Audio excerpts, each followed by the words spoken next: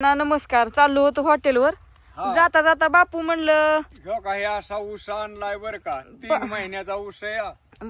नाही 4 महिने झाला असता. 4 महिने पाऊस मोठा पडला का तवा म्हणजे पहिला जून पाचव्यात शेवट जून जुलै ऑगस्ट सप्टेंबर हा आणि ऑक्टोबर म्हणजे 4 महिने पूर्ण झालं. 4 महिने हे काही 5 कांड्यावर आले. 5 कांड्यावर आलाय ऊस. हा खाली बी लावलाय. चला 15 दिवस झालं रानात नव्हतं आलो. खाली ती हॉटेलवर पण जायचं होतं, कोथमीर न्यायची होती. म्हणलं बापू म्हणलं चल जाता जाता. बापूला बस म्हणलं उशीर झालाय, पण आणि काय झालंय ही रान नीट करायचंय. खाली ऊस कुठं लावायचा नाही, ती गहू कुठं पेरायचा आहे, हरभरा कुठं पेरायचा आहे ते दाखवायसाठी रान नीट करायचं. ही रान पण नीट करायचंय. आणि बापू म्हणलं गहू कुठं पेरायचा आहे सांग, आणि हरभरा कुठं टाकायचा आहे, लसूण कुठं टाकायचा आहे.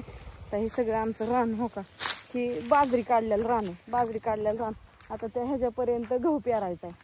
अर्धा एकर बरोबर, कारण का अर्धा एकराचे पैसे द्यावं लागते आता मशनीवाल्याला. आता डोक्याचं काही सोडत नाही.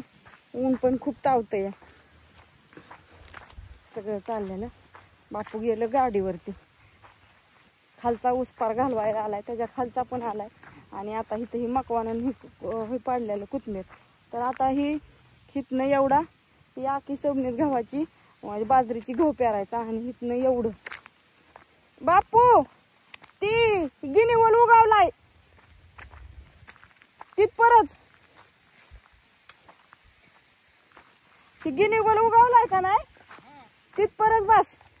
तिथं थोडं वर घेऊन पाठीमागं राहिलेली कुठं कुठं कोथमीर ही झालेली आणली. म्हटलं चला कोथमीर पण महाग आहे आणि हॉटेलला पण लागते. आता मटणाला घरी मग अशी घरी लागते, पण आता घरीच.